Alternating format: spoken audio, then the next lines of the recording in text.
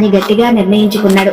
అసలు శివుడికి దక్షుడికి ఎందుకు తగువ వచ్చింది అంటే, ఒకనాడు దక్షుడు తన ఇంట ఒక మహాయజ్ఞం తలపెట్టాడు. దానికి ముల్లోకాల్లో ఉన్న దేవతలందరినీ ఆహ్వానించాడు. త్రిమూర్తులను కూడా ఆహ్వానించాడు. అందరూ అక్కడికి వచ్చారు. దక్షుడు యజ్ఞ మండపానికి రాగానే అందరూ దేవతలు లేచి ఆయనకు నమస్కరించారు. అయితే వారిలో ఒక బ్రహ్మదేవుడు, శివుడు తప్ప అందరూ ఆయనకి నమస్కరించారు. బ్రహ్మదేవుడు అంటే తన తండ్రి, కాని ఈ శివునికి ఏమైంది, ఎంత అహంకారం అని ఆయన మీద కోపం పెంచుకున్నాడు. కారణం, ఆయన ఆదిదేవుడు, ఆయన మహాశక్తి, మరో రూపం. ఆయన ఆదిశక్తి తప్ప ఇంకెవరికీ లేచి నమస్కరించకూడదు. ఆయన ఈ అఖిల బ్రహ్మాండానికి తండ్రి. తండ్రి ఎక్కడైనా బిడ్డకు నమస్కారం చేస్తాడా?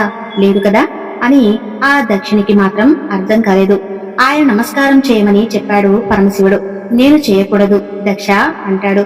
నేను తిరిగి అడిగినా కూడా ఎదురు సమాధానం